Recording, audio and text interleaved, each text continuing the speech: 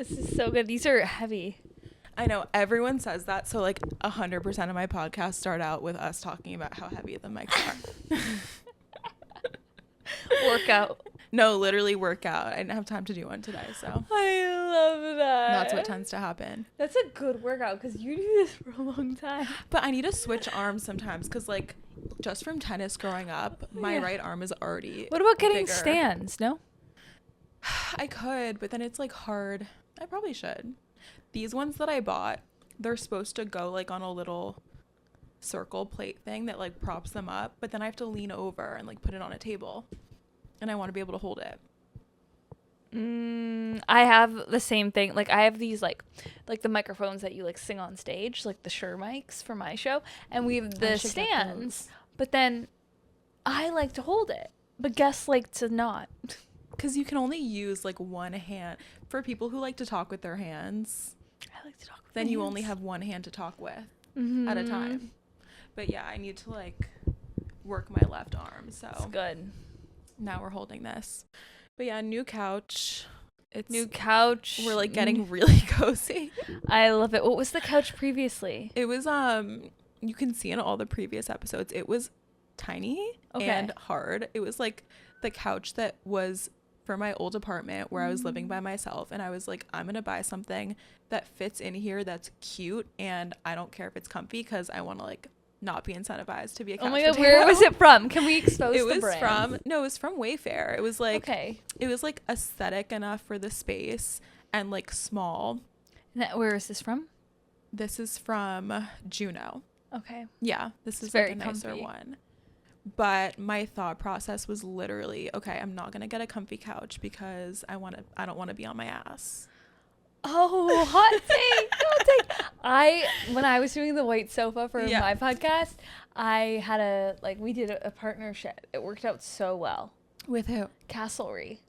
It's Castlery. It's a really cool like furniture brand. But now I'm like, I don't do that setup and like sell the couch. But like, yeah, I wish. It's such a good plug to have a furniture.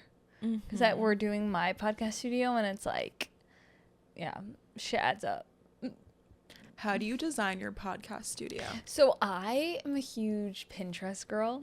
So that's how it started for me. I like made a Pinterest mood board, and then I really like knew what color palette I wanted, how I wanted the set to look, and then I like pulled it together. And then my sister, who works with me, she used to work in interior design. So then I was like, can you help me source like these chairs, this curtain, these accent pieces?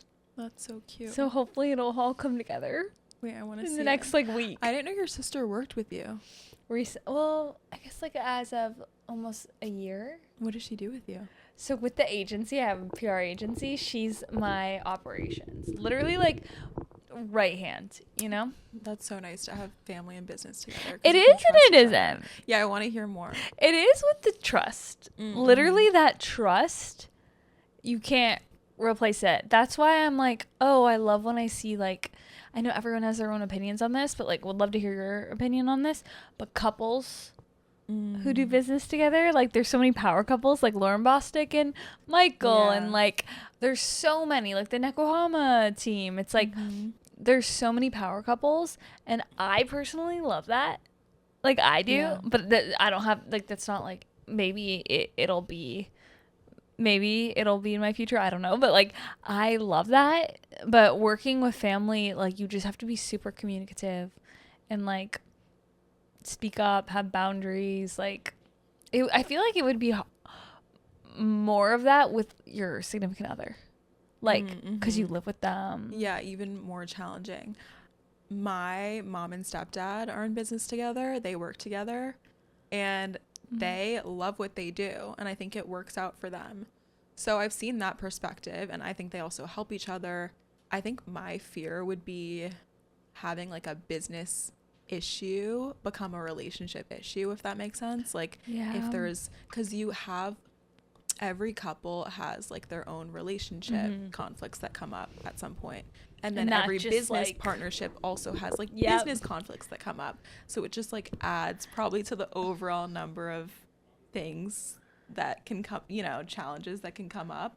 But I feel like if you have really solid communication and consideration, it can work out really well, and it probably is really rewarding. I don't know if I'd want to do it. Like, who knows? At this point, my career has nothing to do with Jake's career at all. But if there were ever overlap, because you see it happening, because I've seen it working in like my space too. I've seen it like with so many founders, thought leaders, and influencers that I work with who have like the power couple duo where like the wife, for example, is like growing a brand online and then it's growing so much, and then the husband is like the numbers guy who works in finance, and then he's like, let me manage the books, let me be the ops, you be the creative, and I got this, and I'll be this. That would be the dynamic. Like I see that so much in real life with examples with like a lot of like founders and influencers. That could work really well because then you're complementing each other. Yeah, I feel like that you would even be the see case. it with like all the couples that do content together. Yeah, I think that would scare me, doing content with my significant other, because then you're so talked really about. well. But it does do really well. It's That's a really the good crazy business model. thing. But then your relationship And the is couple so in the brand public eye. deals. Yeah, you do. Then you do get But opportunities for then those there's as well. also that angle of like having the hot spouse who like is making cameos, but then they don't have an Instagram. I was with like I'm Erica. trying to do that right now. You know Erica? She does like breathwork, Evolve with Erica. She works with like Maybe I've Melissa heard Wood of her. Health and Danielle Bernstein. Okay, cool.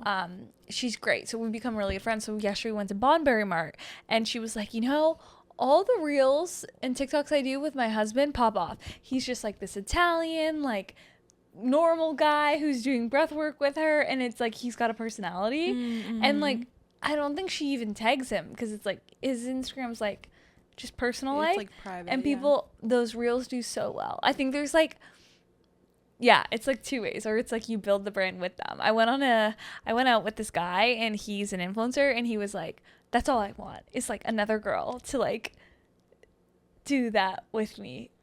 I could so see a guy influencer wanting his female counterpart more than the opposite, you know? Because I feel like a lot of girl influencers might not necessarily want to date a guy influencer.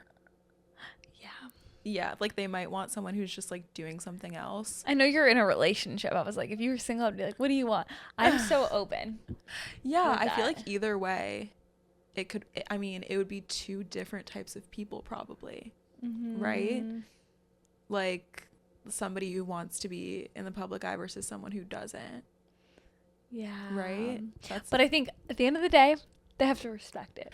Yes. Because 100%. look at like Melissa Wood Health and her husband. It's like he supports her. I'm sure he doesn't want to like make reels with her, but like he's in the content, he supports it, you know? That's true. And I'm sure you see a lot more of the guy content creators in LA too. Here I feel like I don't see it as much. I know. I feel like a lot of guys here, they're all like, I work in finance, I work for this. Like they have like they don't have jobs that are on Instagram. And in LA, I feel like it's the opposite. And I think because I go back and forth between LA and New York, I don't know if it's like me because I see it so much, and I'm in this age where like in LA and New York at like my age, you're like single. So like you're in it, and I just see it so much, the difference. Yeah, I want to talk to you about that because you live in LA, but you spend a lot of time here. I feel like I literally like it's like 2 weeks. Yes. In the good months. You're basically bi-coastal. Yeah. Would you say? Right? Yeah, except I stopped saying that because I'm like, oh, but I like do a hotel, so like technically by definition I am not, but because you don't have a place. But you're here so much. Yeah, I love it here. I always consider like, should I just do it full time here? What are your thoughts? Like, would you ever? You know, I would love to hear we should talk about this because I think a lot of people would love to know the differences between being an influencer content creator in LA versus New York. I love New York because like literally since I've been here, I keep moving my flight and like staying because opportunity opens up, and it's like you can literally decide, oh, like say I'm flying out, I'm supposed to fly out tonight. I'm like, no, I'm going to push it to tomorrow. Then tomorrow, my whole day is like filled with opportunities, like from influencer events to like a podcast to a productive meeting. Like it's just like truly the city that has such energy that is ongoing. And if you come here and you're like, I want to be in that energy, I want to bring my best to the day, and I want to get after it, then the city rewards you. Yeah. And then in LA, I just feel like things are slower. It's like calmer. And then I think about it. I'm like, oh, do you want to move to New York and make that home base because you're on fire with work? But then I'm like, oh, but I have more clients and I work with more people and there's more events in LA in our industry. So I would love to hear what you think about the influencer space here. Well, I can only really speak to here, I guess, because I've never... Which is good. I feel like so helpful. Yeah. So helpful. And I can give like more insight into that. I've never really spent time... I go to LA because I have family and friends there, but I've never lived there. So I don't know what the landscape is like. Like I have some content creator friends there, but I feel like it is a little bit different where it's maybe more celebrity. Like how often do you go to an event in New York in a typical week? Is it like one brand event a week? Two, like in LA, there's like a brand event every day of the week. I'm not saying you go to everything, but like there is something happening every day of the week. Here too. Okay. Sometimes multiple because, and it depends on the week. I'm not saying I go to multiple events a day, but there have been. But you know they're happening. They're definitely happening. That's like and LA. I have had a day where I've had 4 events. Like, and that's are they before. like what niche? Because in LA, it's like wellness, beauty. Well, you know the thing is, it's like LA has so many good wellness brands, but New York does too. It's just like at a bodega or at like a Happier Grocery. Like yeah, it's a little bit different. I think so. I mean, this might just be me, but I go to so many fitness events.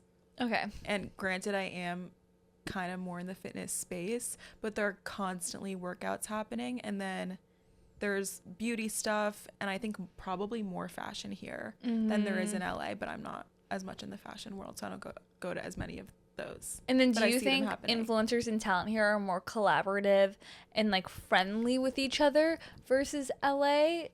Like more like, oh, come with us, come join our, like, you know, the influencer scene can be like not cliquey, but like there's groups clearly that hang out and like go to things together. Like, do you feel like New York, it's very like inclusive with the girls? Because I feel like it's very easy to make friends here and just like. I feel the same way. I feel like I make a new friend every week, honestly, which I love. I love being social, and I'm also just really open to getting to know people. It's a part of my personality and I enjoy it. But I think that people tend to be pretty open. There are obviously people who aren't as well. And I think when the space initially started growing during COVID, there was maybe more opportunity to connect because people weren't already having those friendships, if that makes sense. Like, it was more of a bonding point to be like, oh, I make content, you make content, let's connect. And now that so many people do it and people have made friends already, it's more of like this sounds really funny, but I've said it before, it's more of like a high school cafeteria vibe where like people have their friend groups. And that's not to say people aren't friendly, but I think there's more of an established scene than there was 5 years ago. Yeah. So and I feel like the influencers here are probably more business, like, I don't know, do you find that like they're more like business focused? Because the energy of like being in New York, it's like you get shit done, you wake up, you crush the meat, you move quick. I don't know what it's like, what like the day in the life of an LA influencer looks like, but I would guess it's a little bit more slow paced just because here you can walk to like a million places a day and get so much done and have a million meetings versus LA, you have to drive to maybe one area and do everything there. I don't even drive, so I don't even know what that's like, but I like how here you can just kind of bop around, you know. What do you think? I agree. Like LA, like living there, it's you stay in your area, otherwise you're in a car all day. Like it's so separated, and then it's kind of like out of sight, out of mind. Like if you go to an event, then you see people. It's not like New York where like I'm walking down the street and like today alone, like walking here, I bumped into so many amazing people like from LA, my friends who are fellow founders or like fellow influencers, like just in like, and then we get to catch up. It's like so beautiful. Yeah. I love that so much. I love running into people. And it's like all the time. Like maybe every single day I've been here, it's been like 5 to 6 new people like that you're familiar with. It's so high. Like the number is so high. I'm like, this is incredible. Yeah. How do you find the wellness? The one thing that I love about LA is how dialed in I notice I am. Maybe it's toxic, but maybe it's not. I don't know. Mm-hmm. But like, I'm a lot more cautious of my diet. I'm a lot more mindful with like everything, like the food I'm eating. My routines are way more dialed, because here it's like you go to dinners later. Like there's always something to do every night. Like you're in that energy. Versus LA, it takes effort to like go to a dinner. Mm-hmm. And like I feel like coffee culture here is huge. And yes, so like in LA, I was like waking up, having my lemon water, then doing a matcha, and that I was like doing bone broth. And like, I'm not saying I can't do that here, but like when I got to New York, I was like right to the like my old ways of like I don't want to go like in on, but like my old ways of doing that, just like. But you live here, so it's like, do you wake up, do you honor like those rituals? Because here I'm like, I think because I'm so in the energy, like you're in the energy, you live right in the city, you're just like, yeah, I'm gonna go get my 5-5 latte. Oh my god, I drink so much coffee. I just love coffee. I really, really love it. But what you're saying really makes me think about going back to how New York is more of a business minded place, because I think even the wellness here is more practical, if that makes sense. There's more of this theme of functional well-being for the sake of being more productive, biohacking, doing your 5 a.m. workout before your corporate job, and then being thin. A lot of it's like aesthetic too. There's less of this idea of let's all take care of ourselves and feel really good, and there's more of like fit into an aesthetic and get your workout done and get everything done and be super productive. That's the vibe that I get personally, and I feel like I've met, and it's sort of a part of your lifestyle, and maybe that's not your entire focus, but it's just something that you do. Have you seen that? Yeah, I've seen it, and I think it's just through like osmosis. It's like when you're around that, you just do it. Like you're in that energy. Yeah. I like even feel that like going to Equinox while I'm here. It's like mornings, it's so busy, and then like afternoon, dead. Yeah. Yeah, it's a lot of women in the morning, I've noticed. Women doing their workout even early the classes. In the morning. Yeah, the classes, exactly. And then I'm like so obsessed with taking classes while I'm here to just see what's like really trending in New York, and like go in, and like I booked a class like after this, and it's like evening prime time with all the corporate girls. It's like so hard to get into classes around those times, like early morning, and in LA it's the opposite. What's it like in LA? In LA it's like, it's not about the time per se, it's about like the instructors. So it's like 10:30 there's really good classes, there's noon, they're waitlisted, the waitlist is full, like it's insane. It's like a joke all over like TikTok and Instagram. Like you go to get a matcha, or you go to Pilates in the middle of the day, and it's insane. I saw a TikTok about that today. This guy saying like something that you're not ready for if you move to LA is just not knowing what people do for work, because everything's always crowded, even during like 9 to 5 hours during the week. And it's like, more when busy are people working? Where I moved to West Hollywood in LA, and I'm like, whoa. Like I'll go to a coffee shop at like, say I'm doing my morning coffee walk and it's like 7:30, no one. If I go like, say I work out and then I get there a little bit later, or I like go a little bit later in the morning, like 9:30, 10, it's insane. You know what's interesting? So I lived in the West Village for about 1.5 years, and I feel like the West Village has the culture of LA. Really? In the sense that, yes, there are a lot of like finance bros, marketing girls, like corporate people for sure. But also, as somebody who didn't fit into that category, I would you know, any day that I would wake up early and try to get my day started before 8 a.m., none of the cafes were open. Oh. Yeah. So like all these cute little specialty cafes, because I was surrounded by them in that neighborhood, they wouldn't open till 8 a.m., meaning all the people who have to be at work before then can't get their coffee. So it's almost built for maybe the more creative type of people who don't have to get up and get to the office. Interesting. You know, and then I'd go into these cafes maybe around like 9-10, and it's filled with people.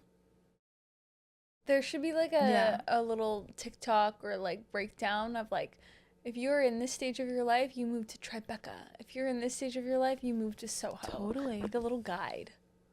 There should be a guide. I mean, I feel like it's always changing like too. Soho, I feel like is like single, hot. Yeah. So like true. A female. Tribeca's, you have a baby and little kids, which I don't, but everywhere I go, that's what I see. Fide? What's Fide? Fide, actually, a lot of people my age have been moving there. I know a lot of friends who moved there. And there are a lot of good buildings. And a lot of good buildings, a lot more space. It's like, I want to stay in the city, but I don't want to, and I want a nice place, but I don't want to spend like what I would spend in Soho. That's you get a lot of bang for your buck, and it's like easy to get around because you're near all the subways and everything. Yeah. Midtown, Chelsea. Midtown is like more, it's so commercial. Chelsea, my girlfriend lives there with her fiance, and it's like beautiful building. Yeah, there are great buildings in Chelsea. Like they love it. For sure. What's it called? Upper East Side. I just went for lunch with Upper East Side mommy. Where? We went to Siddell's. Ugh, I love it. We went to Siddell's, and then Lindsay Metz from We Met at Acme. I just had her on my podcast. Oh, awesome. And she just moved to Upper East Side, and she's a new mom. Yeah. And I was like, is that where everyone moves? And she's like, it's just like more like aligned for that life. And I asked Upper East Side mommy Joyce about it, and she's like, yeah, I love Upper East Side. Love it. Well, that's where I grew up.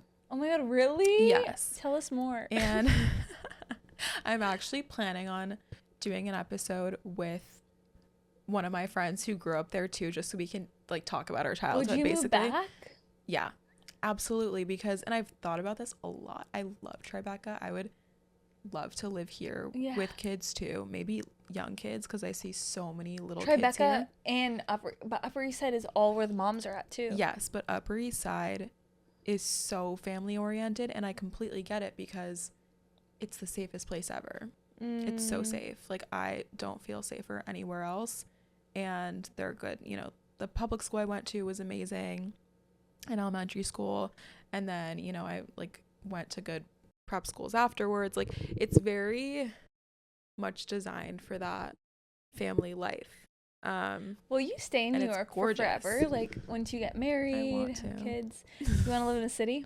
I do, yeah. I mean, not to say that I would never do anything else, but you never see yourself moving to LA, Florida, I don't know, Jersey, Westchester.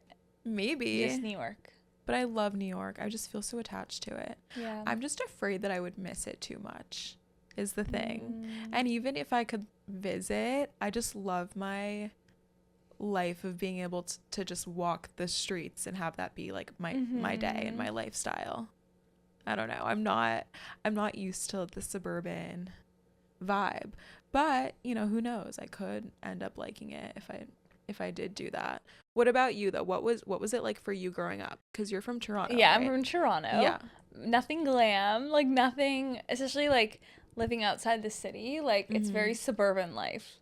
But I never felt like that was gonna be it. Like that's like where I see I never ever felt like, oh, I see myself living here. Even Toronto, like I go home and I visit and I love it, how nice people are, but I do not find it like New York at all. Like when people are like, oh, it's like the cleaner New York, or like the more local, I'm like, it's nothing like New York. For me, it's all about energy, and it's not the same.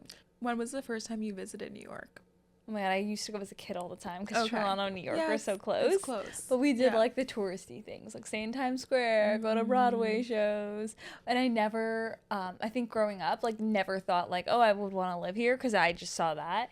I was like, oh, New York City, lights, Broadway. But then I think when I was 22 and I started my business and I got my visa and I was building my company in LA, at that age, like 22, at 23, I was like, I'm going to start going to New York and building up my business in New York because I believe LA and New York is where it's at. And then I think like when first trip I did for work, I was like, I love this city. And then I just kept doing it, kept coming here. Do you feel like that? And it's a different vibe because I first stayed in West Village when I did that. Oh. Like when it was me choosing, I did the West Village and I was like, I love the West. For the longest time, when I was 23 coming all the time for work, I would stay in the West Village. Oh. And then I switched to Soho. I love the West Village. Yeah, it's so good. I love it. It's so cute. Did you, because you said Toronto was never going to be it for you. Did you know that as a kid, just living there, or did it take you like seeing other places to realize that? Oh my God, I never saw other places like physically either. Because like the first time I went to LA, I think I was like 21. Okay. And I went for like 3 days. But you'd been to this like New York City. Yeah. But I think I just like always, not even like physically going, but like just like knowing, oh, I like visualize myself living in California, like near the beach. Like I always like just knew that for no reason. No family, no nothing. Like literally no reason. Was it the beach? Were you just thinking I want to be by I want to live on the beach. Yeah, when I was younger. And now that I like live in LA, I'm in West Hollywood and I never go to the beach. That's so funny. But the weather is way better. It's great weather all year. I like, actually, I'm weird. I like this like humid weather right now. No way. I'm like, I love this heat. I mean, you must have really good hair. Because I'm like, us like frizzy girlies. I mean, we're holding up okay so far. But God, it's so good. Humidity is not my preferred environment. That's so funny. I love the heat. I love like that summer heat. Yeah, summer heat is great. But so good. In LA, it's cold. It's like you right feel now that ocean breeze. It's like comfortable. Like people love it. It's like 70 and sunny. But like I like hot. Like give me like hot. I like that. Yeah. So did you go to school in Toronto too, and then you decided to move to LA, or like how did that Yes. go? So I went to school in LA. I went to Western, and then during the time, I don't even know if you know this. Oh, you went to school in LA? No, in Toronto. In Sorry, Toronto. did I say? Oh, you said LA. You went to school in Toronto. I went to school in Toronto, and then London, Ontario, at Western. And then when I was in school, this was like I'm 30 now. So like when I was, how old are you in like 25. First year? In what? In first year university. Oh, like 18. Yeah, so when I was like 19, 20, I did bikini competitions. No way. Yeah. I did not know this at all. Yeah, no one knows this. How did you get into that? Yeah, so I was really obsessed with fitness. Whoa. So I did my yoga teacher training. I did all my personal training certifications. I was just obsessed with fitness. Whoa. And I did it when I was 18. I did all my certifications. That's so Then young. I went to Western, and then at Western I started teaching yoga for the students, and I got like a part-time job because like you're trying to make money in school. And then I started posting on Instagram because I was so into fitness. I met people who taught me about bikini competitions and competing in shows. So then I started documenting on social media, but I had like a whole strategy because I was like, oh my God, you're prepping for a show, like you have a brand, like it's so fun, like you're giving people a story to follow along with. So like I would post like 16 weeks out, 15 weeks out, and like what I was doing with my macros, my diet, like the meals I was eating. I would literally post like a picture of like my Tupperware in school, in college. Whoa. And I'd be like chicken breast, asparagus in rice, and I would write out the macros, and I would put some like shitty Abu Dhabi filter. This was like early days Instagram. Yeah, I was gonna ask what year, because it sounds very vintage. This is like so old. Like yeah, I would like 2015, 2016. Really early days. Really early. So there were no carousels, right? Or were there? No, nothing. No just reels, pictures. just a photo. No stories. Wait, actually, no, there were stories. I think there were stories, but that's it. And then I would do like hashtag 16 weeks out. hashtag and like OPA bikini, which like in the States you guys have NPC bikini, and those hashtags too got me so many followers because people would follow along the journey. And I hit 10K in school, and it was such a big deal. It was like, oh my god, she's like famous. And girls were like not nice to me about it, and then that's what got me like into social media and like loving it. But it was so easy back then. When hashtags actually worked, I remember it was so easy to grow. You post, you grow. The picture didn't even have to be aesthetic. Oh yeah, I posted in 2012. I posted a photo of transformation pictures were big. Yeah, that was when Kayla, it seems, was big. Yes. Oh my gosh, I was such a follower of hers. That's when that was the time. I literally would do her like programs too. Wow. That's when transformation pictures were really big. Like side by side, though, not the swipe. Like the split screen one. The split one. Yeah. That was when it was so big.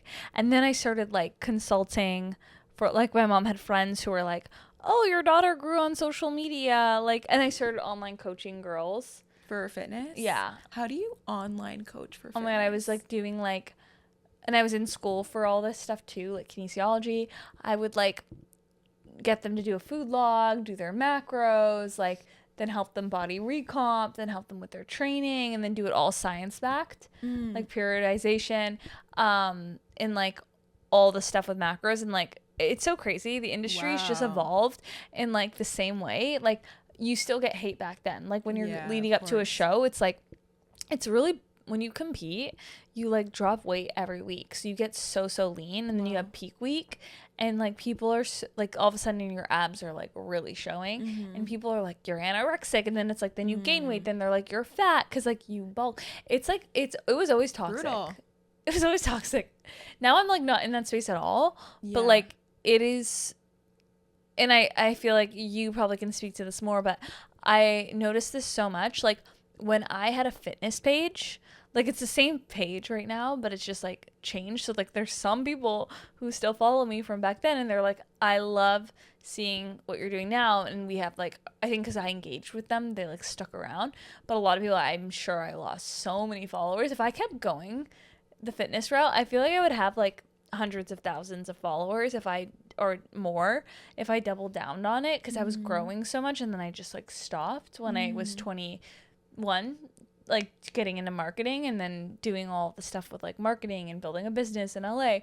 But fitness is such a part of my life, and I see that because all the clients I work with, everything I want to build within the wellness space, it's all wellness. But it's wild how like the content you post really shifts like the audience you attract from like the hate you'd get. So it's like me now, I post like business, mindset, positivity, like day in the lives, like a lot of day in the lives, like New York, LA. I've, knock on wood, like I don't get any hate. I can't recall like the last time I got hate. And then I sprinkle in like my day in the lives that have workouts and like classes, but like nothing ever on my body. I like never get hate. The only thing that I'll ever get hate on now is like with my podcast, like people on YouTube, like just saying mean things because of a guest or like at me as I don't know, just stupid shit. But when I was doing fitness content, so much hate, because all of a sudden people are like judging your body. Oh, you're promoting this. Oh, I don't agree. Like you shouldn't be eating that. Like it's wild. I find that health and fitness can be such a hot button thing. Like people get so emotional about it. They get triggered because everybody has a relationship with food, a relationship with their body. It's not always a good relationship. And I think that any sort of focus on those things can really, like you said, make people sensitive, trigger them, something that they might not even be aware of. And then you get all these hate comments that are coming from a very heated place. It's so crazy.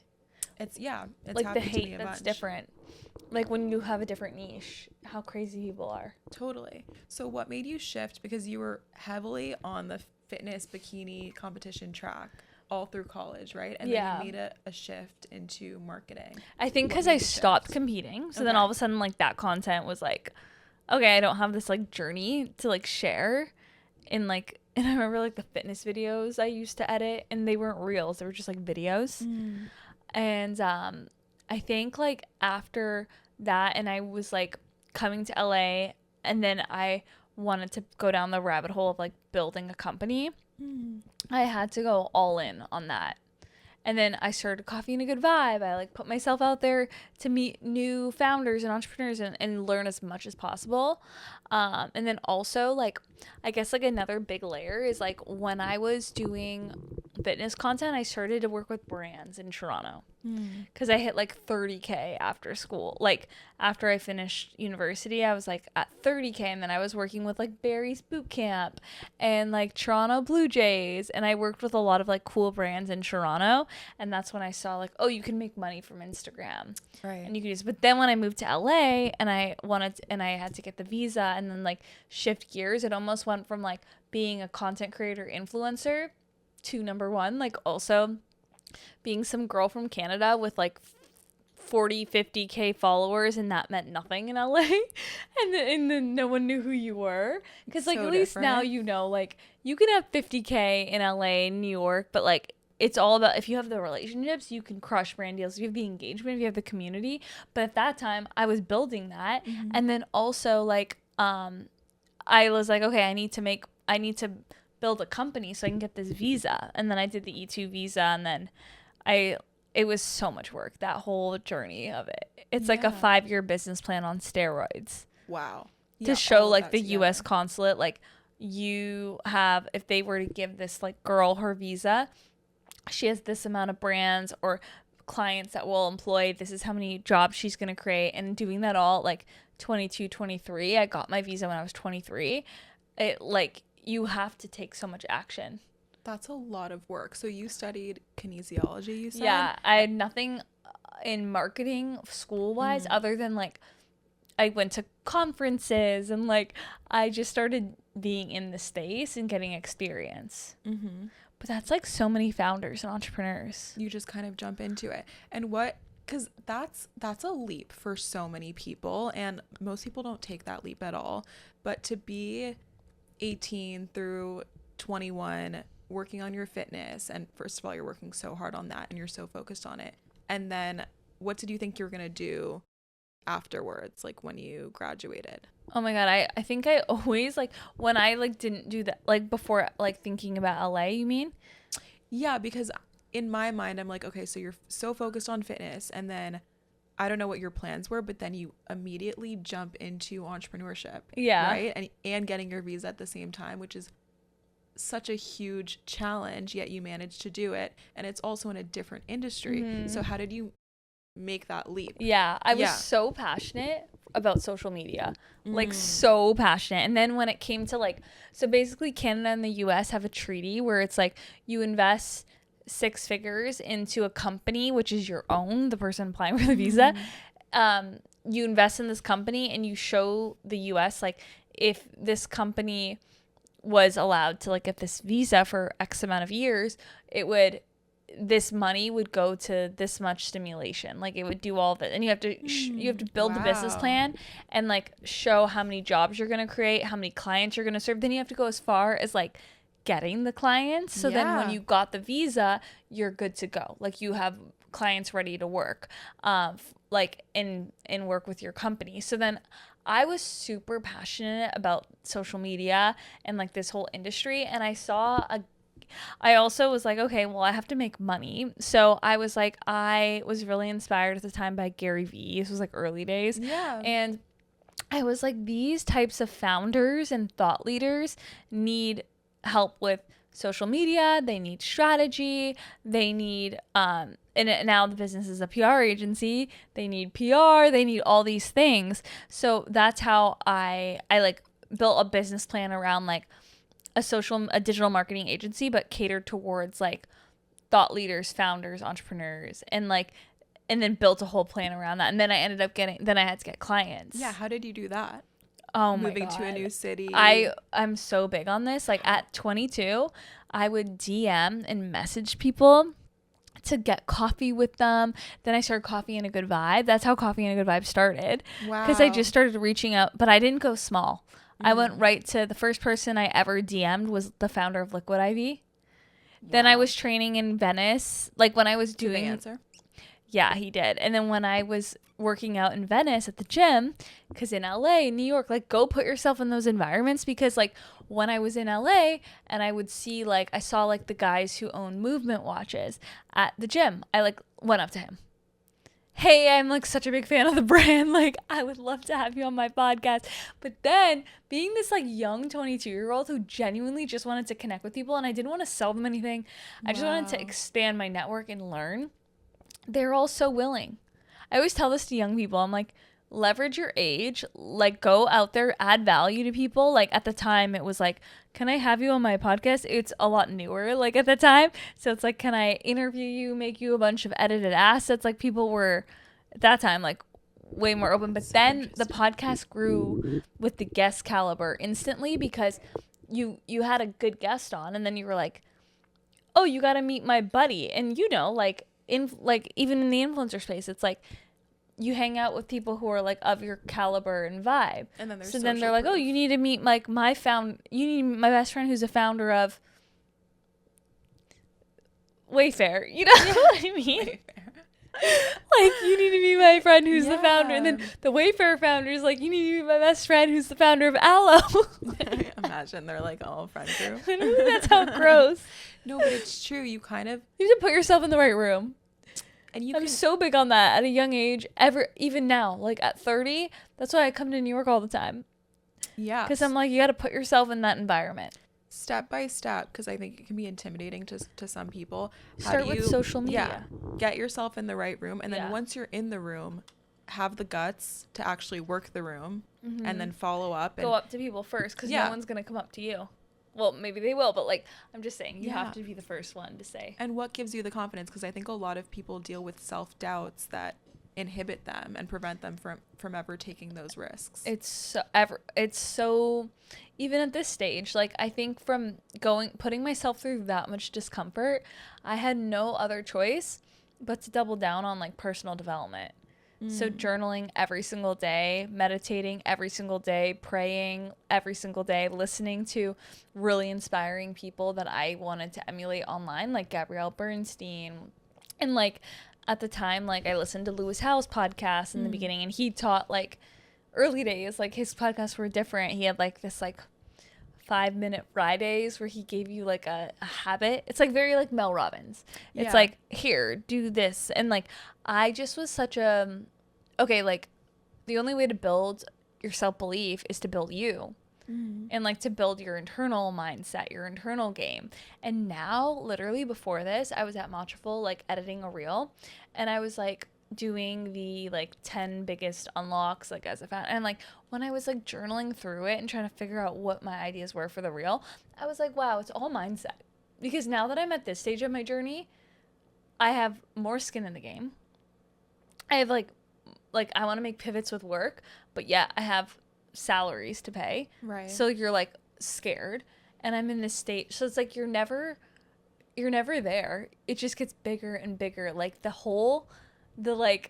discomfort like gets bigger. The stretching gets bigger. So you have to continue to like build yourself inward and like build your belief system. But it gets easier when you take action. So when you take like the messy action, you message someone and you get the positive reinforcement back, then you're like, I'm gonna do it again. Now, like, whenever I see anyone, like, even in New York, if I'm at a cafe and it's like a split second, I'm always like, I'll say something. Have you always had that wisdom, knowing that taking the actions will then give you those rewards that you're looking for, and you just have to push through the discomfort? Or was there a time when you were overthinking and you were afraid? Is that just kind of how you are? I notice, like, I definitely know about myself that I'm the person who more like my mom always says, like, you and your sister are opposites. Like, I think I am wired a little bit where I like innately like will always do that, but it's definitely a muscle you can like build and stretch. Yeah, because now I'm so comfortable doing it, so now I can just do it with bigger moves and shoot my shot with like bigger people and like do bigger and make more moves. But in the beginning, I think I definitely had that energy around it, but I had to strengthen it. And then, like, I'm very big on not giving yourself a plan B.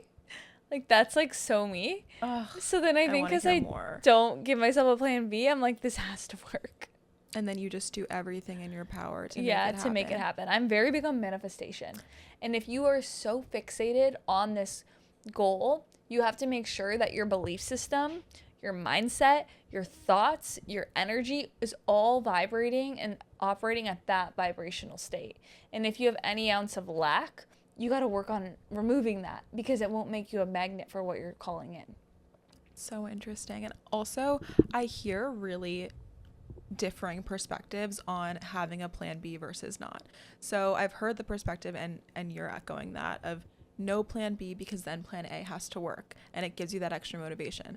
I've also heard that you need a level of security to be able to focus on what you're doing and really make it as good as possible without being too stressed about survival. Where do you think that sweet spot is? Oh, that's such a good question. Yeah, because I mean, as somebody who's full-time working for myself, I struggle with that. Sometimes I think like, oh, do I need more stability? Do I not? Is it motivating? Is it hindering?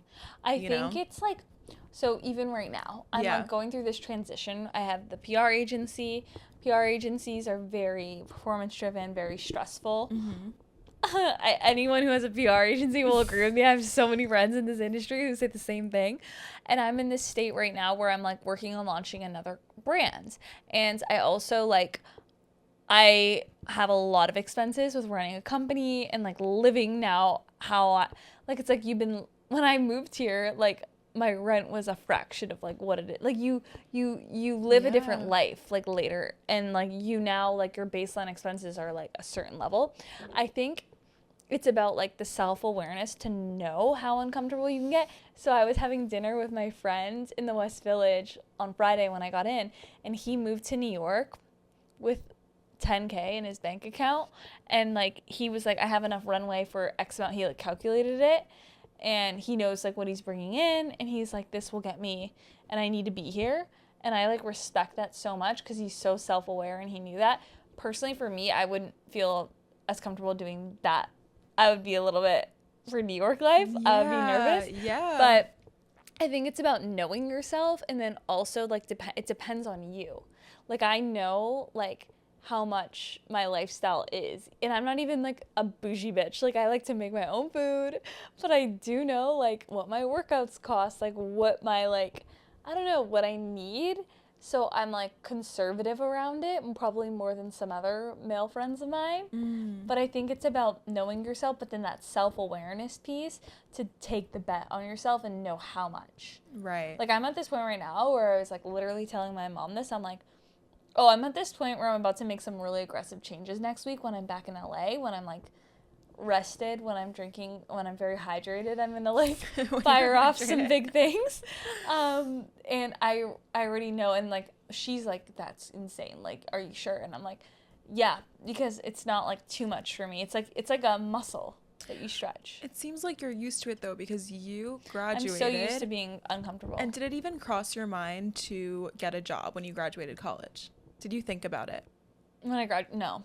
You were like, there's no way. I want to be an entrepreneur. And how did you know that you wanted to be an entrepreneur? Like, where did that drive come from? I think knowing yourself, I keep saying that, but it comes back to that. Like, if you want freedom, like, what is your ideal vision? Like, when you close your eyes, what do you see yourself? Do you see yourself waking up at whatever time you want, building a life by design, creating your own dream schedule, making your own matcha, like, not being told what to do? Like, what is your dream? Are you someone who, like, craves to be like not have to worry about healthcare or insurance or like certain elements, and you just want to like live for the weekend? Like my sister is that vibe, and she loves working for, like it's like entrepreneurs I think are a type of breed.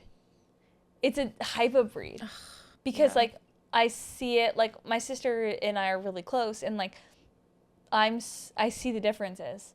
Like, we see it, and we're both so different, but we're okay to say that. And, like, she's so happy, like, cutting off work at 5 and then, like, coming back to it at 8 and, like, being in this mindset of, like, I can't wait for the weekend. To me, no. I want to, like, have a job that I want to work every single day of my life and be so fired up about it, and that's, like, how I am. And I know that. Like, I'm like, I could never work for someone. I so relate to that, and the way that I view it is when you work for someone else, you may or may not like your job. You know you're getting paid, you know you're getting healthcare, there's a chance you don't love what you're doing. That's the part where you're like, you know, I'm looking forward to the weekend. I'm getting through the week. And that's a lot of what the challenge can be.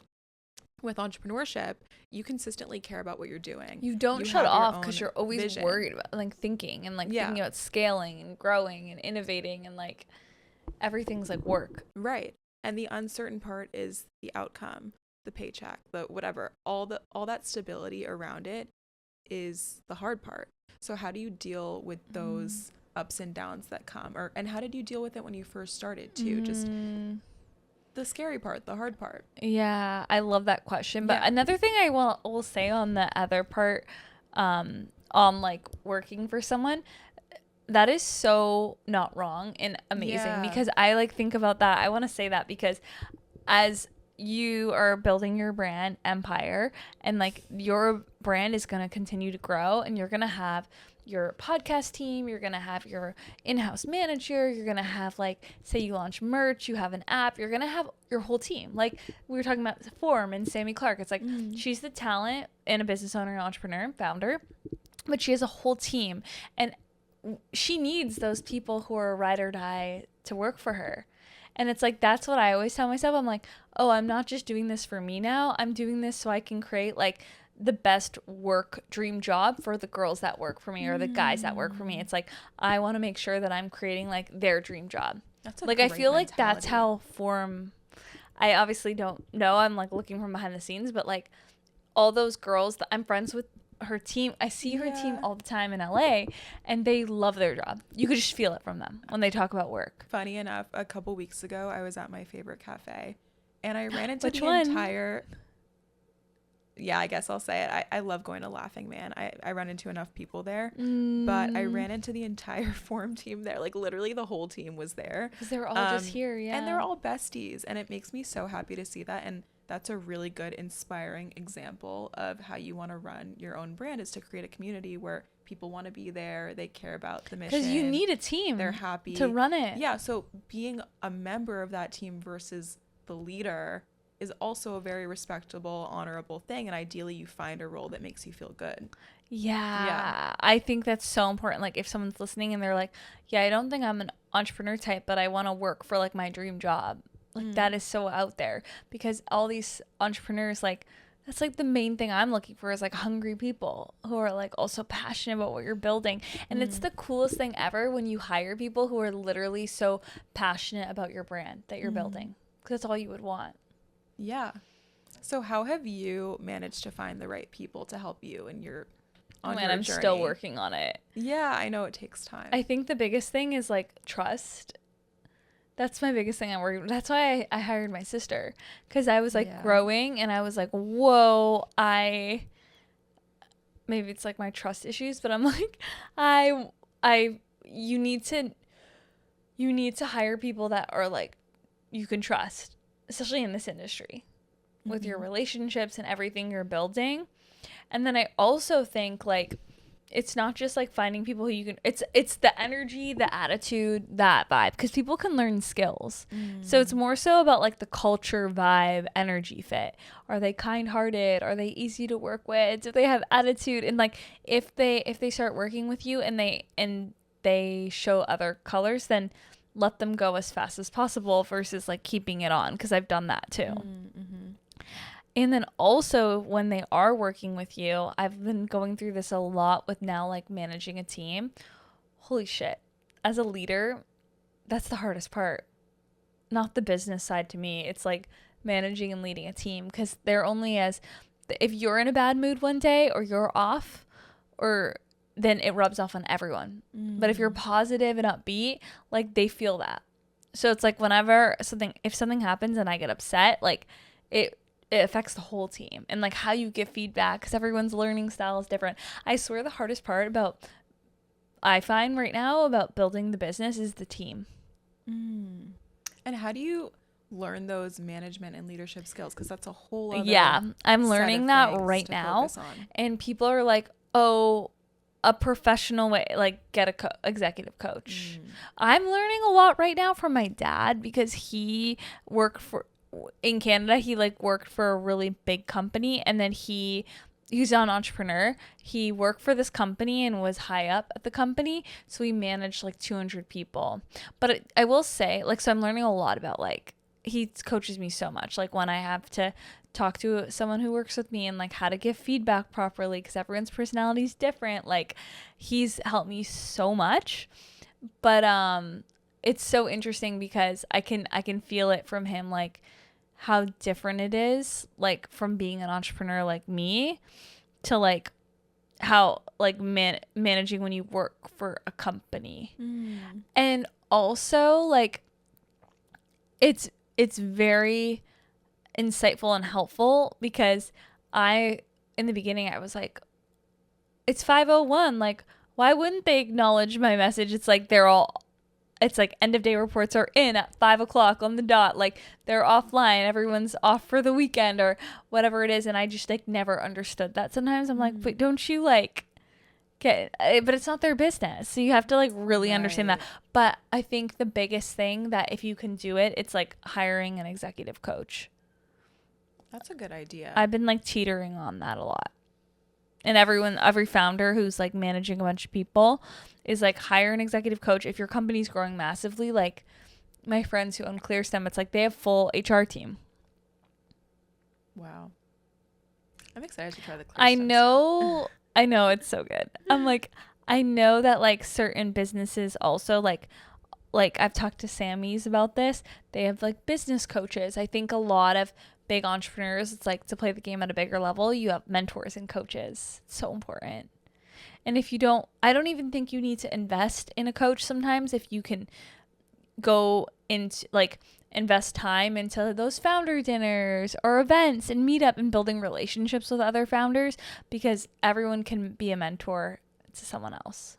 What would be your best advice for someone looking for a mentor? Oh, put yourself in the right place. Like, go find those communities. There's so many communities that are like for founders, for entrepreneurs in this industry. Like, go find those communities and join them. And once you're in that community, what do you do? Connect with everyone and be present and add value. When you add value to people, that's how you build relationships. And for the girl that's sitting there being like, I have no value to add, what do you tell that girl? Everyone has value to add. Or boy. I'm like, go back to my journaling. What is your value offer? Like, what are you building? Everyone has value. Like, you have so much value. You are a wellness influencer in New York City. You have a podcast. You have a brand. Like, you have so much value you could offer. Like, what's a brand you want to connect with? ClearStem's a good example. Or like the founder. You could literally like have the founders on your show. And start, and even like with that, like posting organically and getting on their radar, or sending even like doing if I was you, I would do like a little post that's like authentic, and I would DM the founder, tag the founder, DM her, be like, I'm a huge fan of the brand. You have that credibility too because you have a large audience.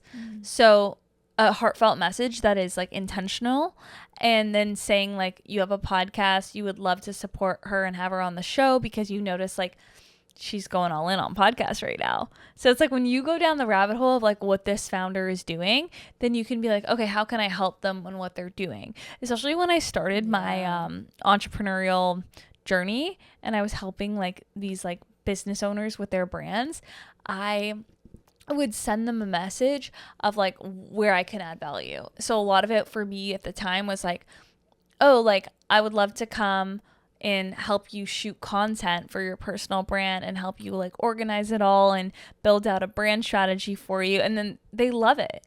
Yeah, because I'm thinking about 22, 23-year-olds, Ayesha, and you're going up to these executives and you're having the confidence to talk to them and make that connection.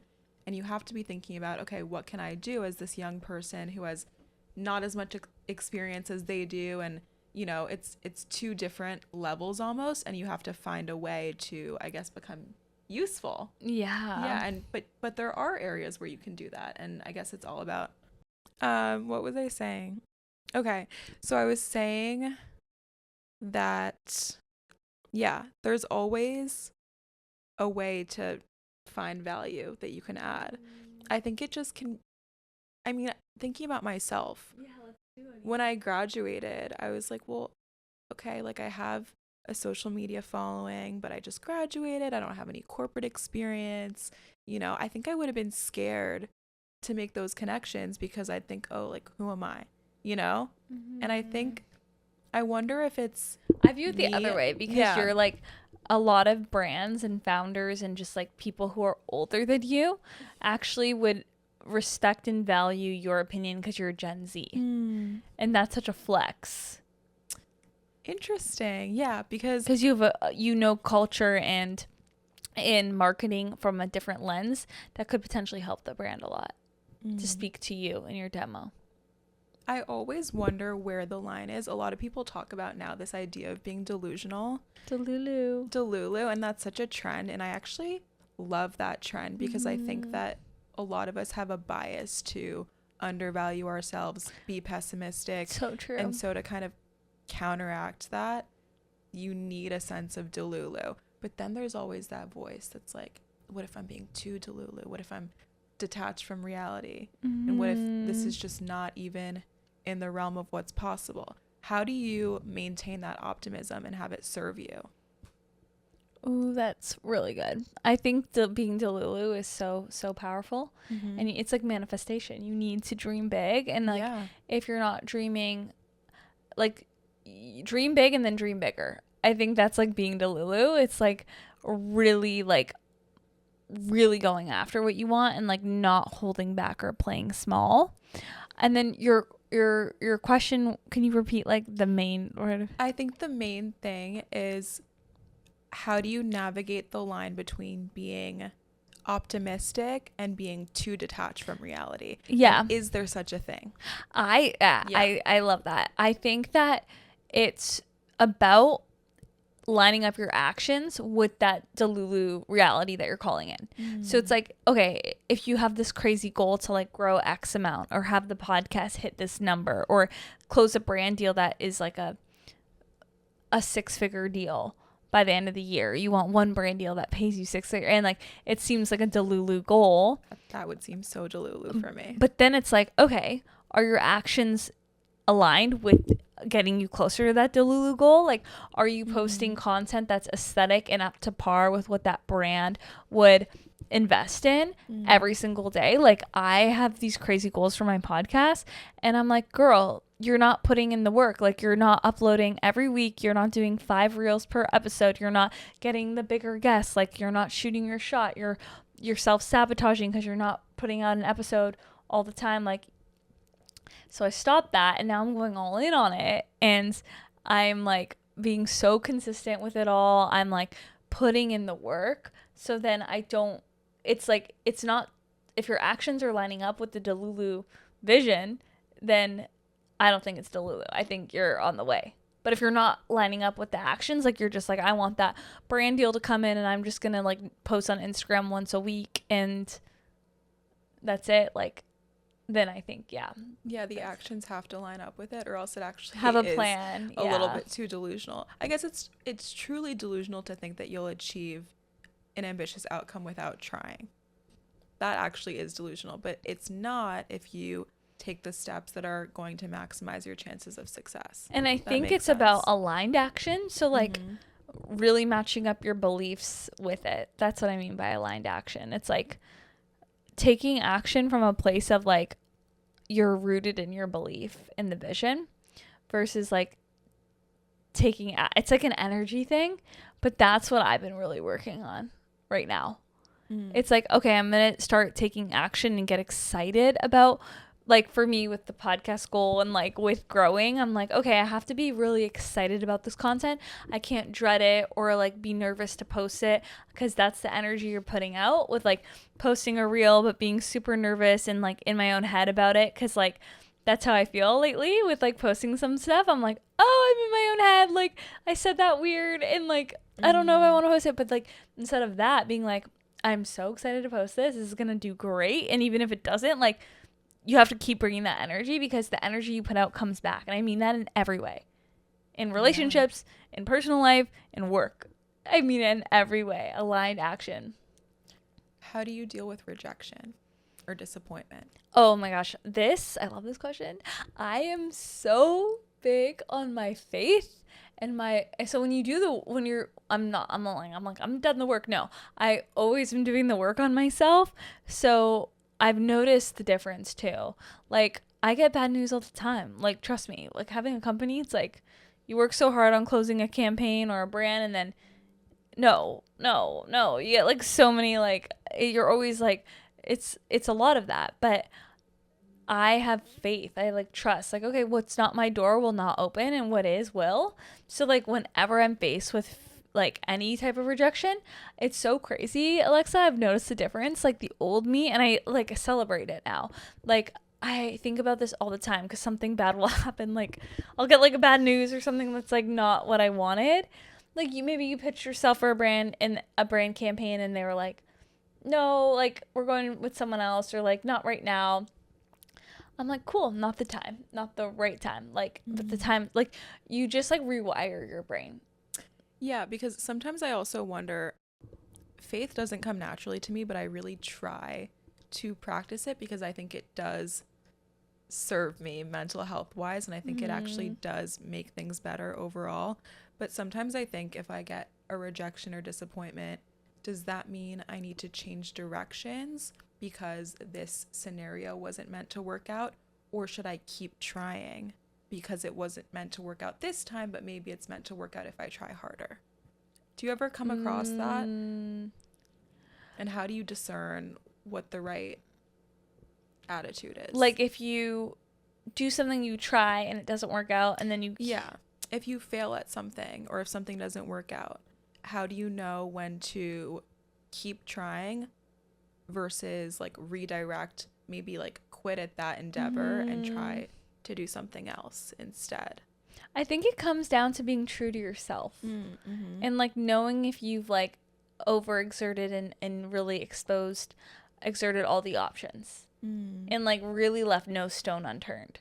Like, when you, like, every single day when I go to bed at night, I literally am like, I make sure that I have nothing left in the tank. Like, I'm like, I've given this day like my 120,000%, and I have nothing left in the tank. Like, I can go to bed. Like, I'm kind of like wired like this. And when I do that, and sometimes you like, when you are always putting your 100% best effort into everything you're calling in, then you can pivot when you need to, or you can keep going when you need to, because you know.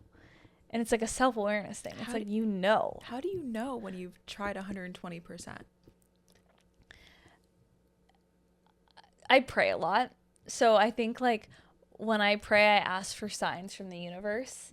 And if I'm desperate, like even when I was moving to LA and I was struggling like so much with I had like 1 month left figuring out like doing because with building the visa, I had to go to the US and like do certain paperwork, like open up the business account. And I was so young, and I had to leave at a certain time because as a Canadian, you're only allowed a certain time to like not work, be on US soil, but like do the things you need to do, but then go back. And I remember like how hard it was, like financially and in every way. And I got to this point where I was like, I don't know how I'm going to like pay another month's rent, like sublet. I was like subletting something to like finish this like paperwork and like finish this visa, because I don't know, like it was like, without going into the details, I was like, I don't know, I can't do it financially. And then I think I put so much skin in the game that at the last like month of it, the blessings happen. Wow. Like that month that I was almost going to give up on myself and go back to Canada, I was like doing the paperwork, building the business. I just was struggling with like closing clients to like believe in me to sign and I had to have that for the visa. I remember a friend of a friend, he reached out and he was like, hey, I have this entrepreneur I want to connect you with. And she's like a huge founder, lives in Newport Beach. And then we did a call and she was like, I'd love to invite you to like my mastermind weekends. It's like an insane amount of money. It's like a mastermind. It's like what a lot of 6-7 figure founders invest in to go away with. She invited me as her VIP guest. And then that weekend I went and I met 3 like brand founders who signed my agency. And then that like but it doesn't happen unless you're like fully always putting yourself out there. And like I literally needed that month. Like if I would have given up on myself, it's like that meme. You know that meme of like the person like I've seen it before where they're like mining for diamonds and then you don't know when you're gonna hit at the top because they can't see it. Right. But then you give up and then you lose it. But then you keep going and then you could you don't know what's on the other side. And that's one of the hardest things probably about working for yourself. And it's the hardest thing about working for yourself. In that moment when you're thinking, how am I gonna pay the next month's rent? Does it ever cross your mind, I need to just go get a job? Or is it like, I need to go 100% all in, work my ass off to make this work? I think it depends on everyone's like financials and like where they're at currently, because at the end of the day, like, yeah, you do have to be like smart and mindful. Right, yeah. My advice too, truly, it's actually like different than what I had to do because I couldn't work until I got the visa in the States. But I would always say if like entrepreneurship is not easy, like when I meet people who work corporate and are building like their own business, I'm like, do that as long as you can until you cannot physically do it anymore. Right, yeah. Because you'll thank yourself. Like, don't, if you have a great job and you just are like tired, like, no, keep the job, be tired, because you're never not gonna do that. Like, that's just what it is. Yeah. And then leave when you like really can. Like, I am all about stretching that. Like, if I had the ability to like work when I was building that business, like I would have. But it was so consuming that you wouldn't have been able to do both. No, I was like on when I was doing the visa, I wasn't allowed to work until I got the visa. Oh, you couldn't even work. Yeah, so I was using my savings from Got Canada. it. I wasn't even thinking about that. So you didn't even have the option. No, not in the States. Which ended up being a blessing for you because look at what you've built. Yeah, my mom always says that. She's like, imagine you actually could have gotten a job. You probably would have got like, but I don't know, because I'm wired weird. So I probably would have left eventually. But I always tell people, I'm like, if you want to start a business in X industry, go work for someone in that industry and learn as much as possible. That's a good point. Like if you want to build a marketing agency or a beverage company, like, and you're young and you have like and you're looking for, like, go work for a startup and learn. Yeah, because then you see how it's done, and maybe the mistakes you make, you're kind of making them as an employee versus a founder. And you get paid to learn. And you get paid to learn. Yeah, that's true. So we see that happen so much, like with people who work for companies and then they go build their own thing because they've like, maybe they never even thought they would, and then they work for this company, they move up the ladder, and then they're like senior marketing or head of brand at this huge company. You see it all the time. I think because I do so many meetings, I've seen it like with some of these people I've met who are like really high up at a company. I don't know if they're supposed to tell me, but like people feel really comfortable around me, and then they'll be like, yeah, so I'm like head of brand at this company, but like I'm actually working on this, and then it's like a whole deck on the side of like their other thing they're gonna build. Yeah, it's so common. So that's why I have trust issues, I think, as a founder. Oh my gosh. And I'm always like nervous.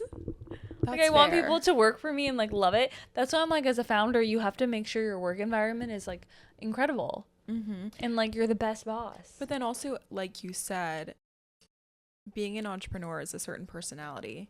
Yeah. So maybe a lot of people are gonna have that mindset of like, I'd rather do this for myself, but not everybody. And the people who would rather be employed by another person, you need to find the best people to work for you who have that mindset, I would think.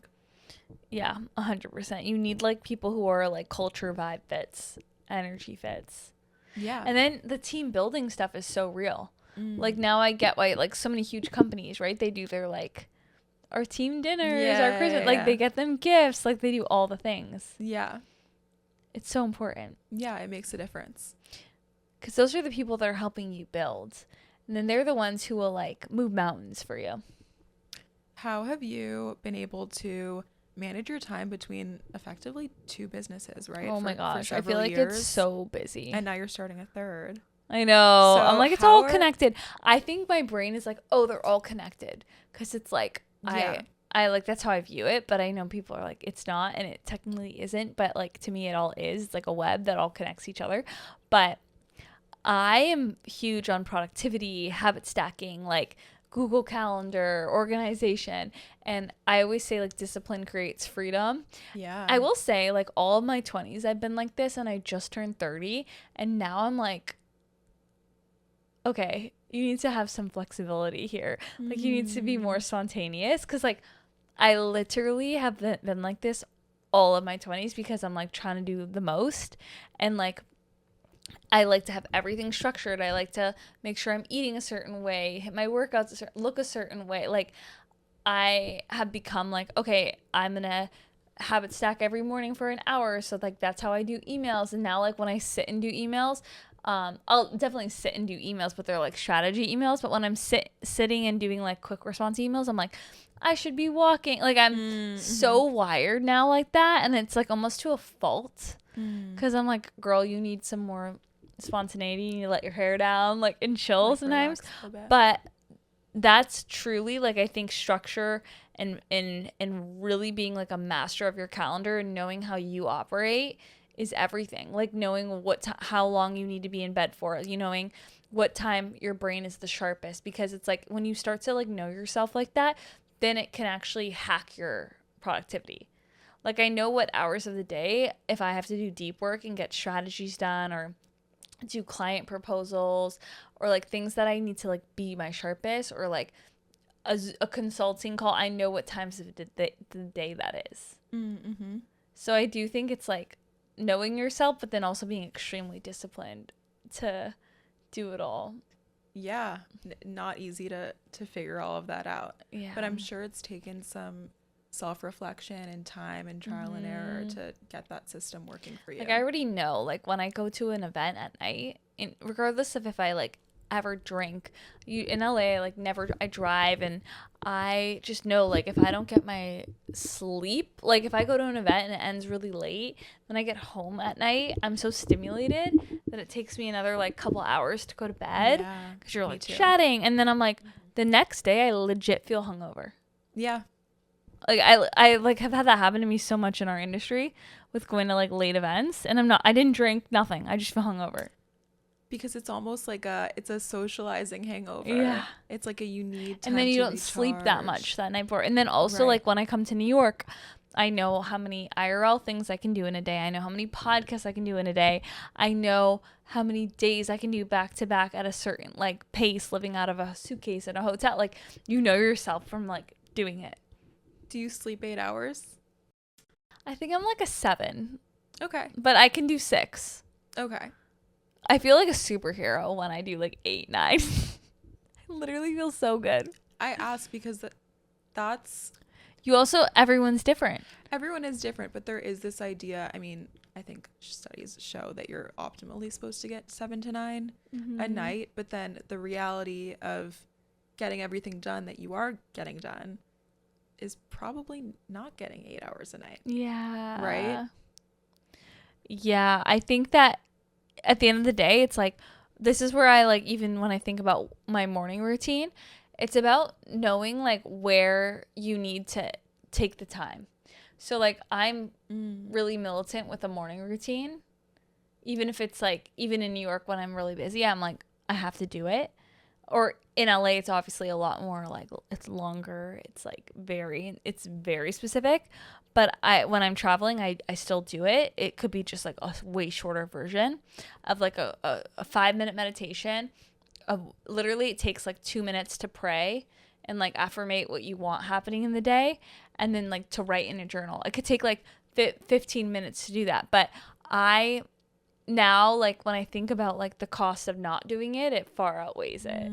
So I think it comes down to like knowing yourself, because if you are someone who can run on 5 hours of sleep, then amazing. So you know David Guillaume? Yeah, he like has been a client for so long, and the man will run on like not a lot of sleep. There's no one I'm like more he wakes up envious of than so people who much. don't need to He sleep. wakes up so early, but then he will be able to like go to bed late and be alert, like on sharp. I'm like, I said that once. I was like, you don't need to sleep much, do you? Ugh. Like you can sleep 4 hours and be like bright. Beyond jealous, because if you think about it, not to be dark, but it's like those people live more. Like you add to your life. You get more life back because you're awake for more hours. I'm like jealous. Come on. I know. What do you need to sleep? Oh, I think I need a good 8. Unfortunately. What time do you wake up at? What time do you go to bed at? I'm most consistently like 11:30 to 7:30, I would say. Okay. Yeah, I think that I need like a little bit of morning time and then a little bit of nighttime to like do In New my, York, like, that's fine relaxation. though. In LA, Yeah. I'm like I have to be up at like 5:30 because I feel like Yeah, I'm I know behind. you're a really early riser. But I feel Yeah. that pressure. In New York, I wake up at 7. So in LA, what's your routine? I want to hear about it. And does it involve any sort of like relaxation? Like, do you find yourself having time to unwind, or is it you have a slow morning, slow night, and that's your way of kind of recharging for the next day? I think that my morning is pretty, like when I think about it, it's not slow or relaxing like other people have that I know, but I find pockets in the day where I like go sauna, cold plunge. Okay. And that's huge for me. I go Yeah. on walks. I work out every day. Like those moments to me are like meditative. Yeah. But when I wake up in the morning, I make a warm lemon water and I make my coffee and I get my ice roller out of the freezer. This is 5 a.m.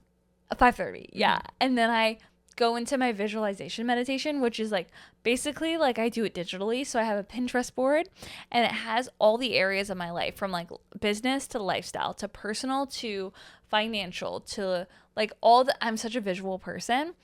And I love the board because it has different areas of my life and whatever area that morning, or it could be all, like I want to like really like say have a podcast day, or like I'm focused on like this goal of mine, like the brand I want to create.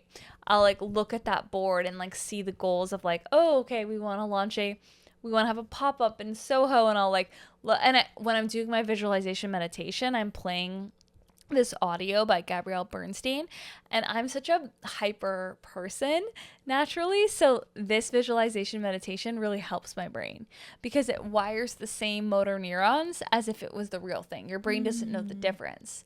So there is that like scientific side of it. Joe Dispenza goes into depth on it. I'm not the science god around it, but he's the doctor who like talks a lot about this work. But I do that for 14 minutes every morning, and while I'm doing that, I have like my lemon water and my coffee with me so I can like look through. I like love doing it. It's so exciting. And I'm like getting excited when I'm looking at this board because I'm like seeing myself in it, feeling the energy. If I have a big day of meetings or podcasts or like an event that I'm nervous about, like I see myself in the meeting or at the event, what I'm wearing, I feel it. I feel the energy. And I then I ice roll my face. And as I'm ice rolling, I'll do like my journal. I'll write out what like anything's coming up for me. And then I will do a prayer and affirmation, like a prayer for the day. And I just feel so supported. And then I go and do my full skincare. I'm really big on like the gua sha. I'm like very big on all the face stuff now. Like I feel like it's really evolved for me. I'm so big on it.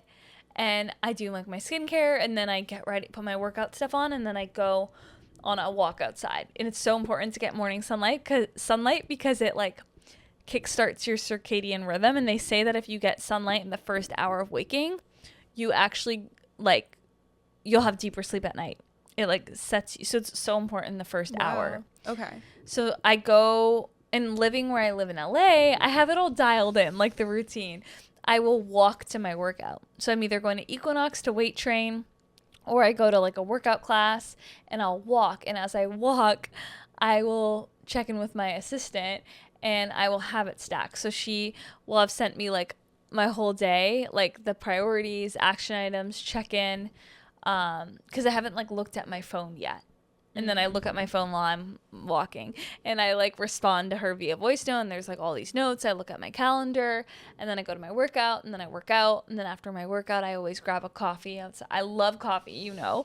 So I go always grab a coffee. It brings me joy, and then I go back to my place, and then I fully shower, get dressed for the day, and then I get right into work, and it's like usually chaos all day, like meetings, deep work, events, IRL stuff. Back to back to back to back. Yeah, and I love doing that. I love that routine. I do that every day in LA, and sometimes, then after the class, because I walked, I'll hop on like a 9 a.m. call or something, or an 8 a.m. call with like my operations and like run through things. Does this shift a little bit later in the winter time when the sun rises later? You know what? In LA, not really. Really? I like pretty Maybe much that's a keep New York it. thing. It's a New York thing because I used to live in Toronto, so like, yeah. Right. It was dark so early. So in LA, I'm pretty good. I just will have to bundle up, which I hate it because it's cold. I can get to like, 50s. Nothing like here. Nothing like here where it gets to 15 in January. It's crazy. Yeah, no, insane. Which is why like next winter I need to get out of here. At least for a little bit. Is it that bad, winters here? That's the only reason I wouldn't move to New York full time. It kind of sucks. Is the winter. I think that you definitely, I mean, it's, if you have the right gear, if you have enough layers, you can manage it. It's a challenge, but you need breaks, I think. I didn't take enough breaks to go elsewhere this season. It helps a lot if you have like a little trip here and there that's like warm, for sure. Okay, your morning routine is really inspiring me. What's yours? So mine, I've kind of simplified it. I used to be one of these people when I was younger that I was like, I need to have like 15 steps. And I think I got overwhelmed and it wasn't sustainable for me. So I started just doing the water, coffee, workout, basically. And that's my thing. Like wake up, have a liter of water with electrolytes. So good. Put on my workout set. And then go to a cafe, get my coffee. Sometimes I write in my journal at the cafe. My New York routine's different, and I love it. Yeah. Yeah, what's your New York routine like? Well, I'm here. It's wake up, right into because I'm in a hotel. If I wasn't in a hotel, I would like make myself like a fancier, like a warm lemon water and like have my hydration properly. But I just drink like bottled water while I'm in a hotel, and then I do my meditation and my prayer. So I go right into it. Because I don't have like a coffee, anything at home. Like it's not like it's like my home. But I will do my meditation, my prayer, my affirmation for the day. Like just like not the journal writing. Then I'll get ready, like put my workout clothes on, do my skincare. And then I go out the door and it's my favorite thing. I'm like, okay, what coffee shop do I want to go to today in Soho? And then get my iced Americano. And then I will sit out there and journal. And then I go to Equinox and Habit Stack. I literally love this routine. I've been doing this every day since I've been here. I'll go to Equinox, Habit Stack, so I'll do all my work stuff. On the treadmill. Yeah, I find it harder to habit stack walking here outside. Oh, yeah. Because there's so much happening. You're going to get... So then I go on the treadmill, and then I, like, do that. And then I've been doing... In New York, I don't know, it's just because I'm, like, here for, like, a certain span of a time, and I'm, like... running around New York like a madwoman, but like my body has just been loving like reformer Pilates. Love. Like in LA, I will do like more intense workouts for sure. Maybe it's like the driving lifestyle too. Like in New York, all I'm loving, like my body is loving, like walking everywhere all the time, being always on the move, and then reformer Pilates. It's like my thing this trip, and I feel so good doing that. Like my body, it feels like it's like gentle enough, but like a burn. I wonder. Like I could not imagine myself doing berries with the lifestyle I'm having in New York. Like something intense. I couldn't imagine myself doing an intense workout. Some people do it, but I think to your point, there's something to it here. There's a lot more of that taking a class and walking culture versus going and lifting weights like there are in other places. And I think a part of it is the availability. We have so many classes to choose from. People like to go with their friends. It's built into your schedule. It's predictable. There's structure around it. But then also the city itself is so stimulating that maybe you need a more calm workout to sort of balance that out. Do you find that? Yes, I completely agree. Mm-hmm. Like, I completely agree with that. I feel it in my body. Like, when I land in New York and I have so much energy the first half when I'm here, like the first half of the week, I could do like a heavier workout at Equinox. But like, I think it's like, I feel that so much. I think if I lived here full time, then I would feel different. But yeah. Mm-hmm. When you visit. And when you're back to back to back, I think your lifestyle does reflect what your body needs for your workouts, especially as women. Yeah. Yeah. That's a good point. I try to be consistent with weightlifting. Sometimes I'm really not feeling it, and I have that debate with myself of, am I just being lazy and I need to push through, or am I honoring what my body needs? It's so, I and know. I'm a woman and women aren't always supposed to do this. It's kind of hard to know sometimes. You have to like, yeah. Sometimes I think because I used to compete, I would always yeah. not feel it when you were dieting. So then I would push myself. So I feel like that got really hard for me to like now like be really cognizant of it, because it's like my number one priority now that I'm like honoring that. Like if I'm not feeling good, like to not. And it's really hard for me to do that still because I've numbed it out for so long. Right, you're used so I think like if I'm doing I'll do a lot of classes, but then if I'm doing my own workout, I will try to get through like the first. It's like when you run and you're like, I had to do a mile to see if I can do it, like to get into it. So that's kind of how I think about it with working out. Like I'll do all the things. I'll go to the gym, I'll start the workout, and like you'll end up. Sometimes it's like you just need to get going. You need the momentum. I always think it's like the object at rest will stay at rest. And then, you need to start to be able to keep doing it. But then if you start and you're like, okay, this really, I can't do it, then maybe that's a sign that it's not your day. But you have to at least try. Are you going to work out today? Am I going to work out today? I think I missed my window. Come to my class. That I'm going to a class after this. Come. I want to, but I have my event. Oh, what time? I have to like immediately get ready and go. It's at 6. Okay. I know. No, I'm a little sad because like I normally like to work out every day, and today I like didn't book a class, and I woke up and I was like, shoot. That's why I booked a class. Yeah. This evening, even though I don't do evening workouts, but we're in New York. It's fine. It's okay. Yeah, but we'll have our workout tomorrow morning. Oh yes. Which I'm excited for. And also, okay, I think we have like 10 minutes before you have to go. But I really want to hear about your new brand. Oh my gosh. Because it's the most up my alley thing I've heard about in a long time. I'm so excited. Yeah, I want to hear everything about it. So we're in such an early phase, but literally just like over the past like 6 years, I think I've been like having this business, helping brands grow, being so in this space of like influencers, like building relationships with like people like you, and like really knowing like, and also working with brands. Like you remember how we were like at Matchaful, and then my friend brings us the cookies, and they're like good. Yeah, the brand, like brands do this to me all the time. They're like, can you try this? Like we're in the phases of like manufacturing it, like we're testing this ingredient profile, like you get it literally in like a white bag, like in like it's like taste the differences, like it's like drug dealer vibes, like it's like try this, tell us what ingredient profile and like I do this so much for brands and CPG and wellness that I'm like, why the heck aren't I creating like my own thing,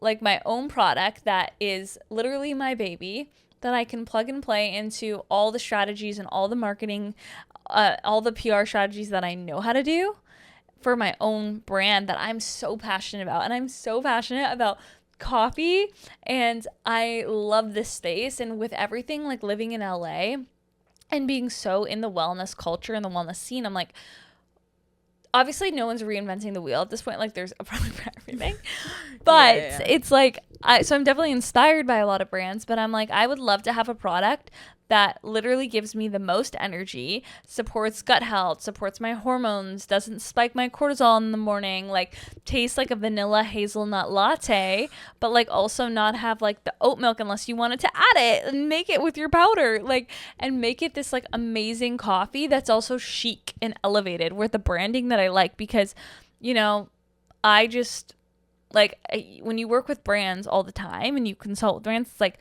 yeah, I love the product of one. I love the ingredients of one. I love the macros of one, but then I hate the coloring here. And it's like not my thing. So I've been wanting to build something that is completely my own. And that's where like this came from. And it's so early. I don't have any idea what I'm doing, but hope this can serve as an example. Is like, I just know that just because I don't know how to do something doesn't mean I can't find out and go from there. Do you have a name for it yet? Yeah, I think I'm going to call it. I think I'm just going to call it Coffee and a Good Vibe. Yeah. Because we have the brand for the podcast. Like, it's just like Coffee and a Good Vibe, the product. Mm-hmm. I'm thinking about it. Some people are like, it's too long. That's exactly, but like, literally, that's what it is. Literally, that's what it is. It's coffee, and the good vibe is that you feel good after. Yeah, it's going to be like a coffee that like will make you feel incredible and have so many health benefits with like, I want to have like collagen peptides in it. I want to have like so many other elements that support brain health and hormone health and gut health. Formulation though is like a whole other beast that I'm learning right now. So how do you make it taste like a latte without putting milk in it? So that's going to be with my interviews with the different manufacturers, because there's products like that. There's so many powders on the market that we've had that like you put them with like water and then you froth it and it tastes like creamy and then you add your milk. So it's going to be a powder. Yeah. And I want it to be something where, because I'll probably want to add milk to mine, but like not to be like, oh, this powder is like, I don't mean to like be like, oh, this is bad, but like 15 grams of carb in your powder. Like now I'm adding the milk and it's like this high caloric thing. No, I want the powder to be super like a black coffee. Taste amazing and have like one carb, you know? Yeah, no, I get it. So you can add the milk. Because you can add stuff because it's not already heavy itself. I get that, because sometimes I love a sweet coffee, but my moods change if I've just eaten a sweet meal. Coffee. Like a sweet coffee can effectively be my pre-workout fuel. Like I can have that in the morning and I'm like, I had sugar, I had carbs, I had caffeine, let's go work out. But if I just ate a meal, I don't want a heavy coffee like that because I feel like I'm already full. Like I want a black coffee or like a black coffee with a splash of something. And it's good to be able to have that option in case people just want that light feeling. I want to have both. I'm going to be so picky because I'm the pickiest person, but I'm excited for it. Well, that's how the best products are made. You know, you have so much knowledge. You have high standards. And I know what my demo is, and I have those relationships. So it's like you can, like, half the battle is also, like, getting it in the right hands of, like, your ideal consumer. Like, how many people would love to get their product in the hands of, like, Hailey Bieber? It's, like, everyone. Yeah, everybody. So I'm not saying I have Hailey Bieber's number on phone on my phone, but like I'm just saying, like you can really like get your product anywhere, but if you have the reach to also like get it in the hands of like your ideal consumer, then it's so powerful too. It helps the brand. Absolutely. And I love that you're being so open about the process. Yeah, my mom's like, why are you telling everyone and everything and showing everyone the mood board and like all of this? And I'm like, I'm only showing the mood board because I don't have the deck created yet. Wait till. Oh my God, that's so funny. But I've always been like that because. Yeah, why? This is so on brand for this whole conversation. Yeah. Because entrepreneurship and building a business is hard. It's not easy. And if I am giving my all every single day and leaving no stone unturned, then I can go to bed at night and I know how hard I work. So like if someone's going to come and like copy this brand, like good luck, because I'm going to work harder than anyone I know. You have enough faith in yourself. Yeah. That talking about it isn't going to sabotage. That's why I'm so big on like, oh, someone wants to pick my brain and learn how I've like done live podcast events. Like, sure, because I'm giving it my all and I'm going to do it in my own way. But like what's that quote? It's like imitation is the like highest form of flattery. Yeah. Yeah, I think people have such differing opinions on that. Some people really hold things close to their chest because they're afraid of being copied or being screwed over in some type of way, which I understand because there are people who will do that. But I think that it takes another level of belief in yourself and also an abundance mindset to be able to just put it all out there and have faith that like you're going to do it best because it's your product and you love it and you have the vision. Who knows? Maybe this will change. Like me right now, I've always been like this, but I really believe that because it's not easy to do it. I think it's cool. If this was easy, everyone would do it. I think it's really cool because also we're getting a window into what you're dealing with right now. And it's rare that you get to see like the process happening. I know. I want to document more of it because I would be so grateful to see that from other founders. Building in public, I think, is so cool. Okay, I know you have to go. Thank you so much for coming on. And this is really, really such an inspiring conversation. I feel like I learned so much from you, and I'm excited to implement some of this morning routine that you have and all the advice that you gave me in my life. So sweet. Like, really, it's been such a pleasure. And I want you to tell everybody what your Instagram is, your podcast, everything that's going on with you. You're so sweet. You are so calming, Alexa. Like literally, guys, her energy. I'm just like, I could talk to you forever. I don't want to leave. You're so comforting and grounding. So thanks. I'm just so excited for you and everything you're going to do with the show because you're so good as a host. Oh, I appreciate it. It means a lot. I mean it. The best way to follow is at Coffee and a Good Vibe on Instagram, at Coffee and a Good Vibe on all the podcast platforms, YouTube, and then at Ayesha Sehra, which is just my first and last name. I don't like when people spell things out on podcasts. Same, because it's like it'll be in the title. Spelling. I will link everything. Yeah. So no worries about spelling. We document all the journey. Yes. And come over, listen to the podcast, and try the product when it's ready, and come to our events if you're in LA or New York and you want to meet people. I never talked about that, but I started doing these events where people can meet people who are like everything that I was seeking when I moved to LA. That's beautiful. So it's like literally a melting pot of all those relationships that I hustled to get. Yes. Yeah. Amazing. And honestly, this is a Jewish word, but it's a mitzvah. I think it's so nice to bring people together. It's really such a special thing to do. So that's awesome. And I'm so excited for your product and everything that you're working on. Thank you. Yeah. I love you. Thank you. Love you. Bye. Bye.